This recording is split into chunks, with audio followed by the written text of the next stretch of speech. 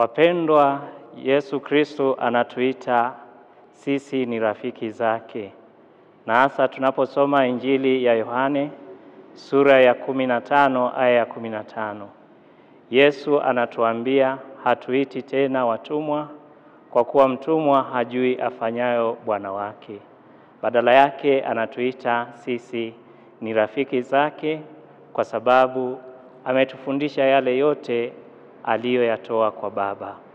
Hivyo maisha yetu ni ukuwa rafiki na Yesu.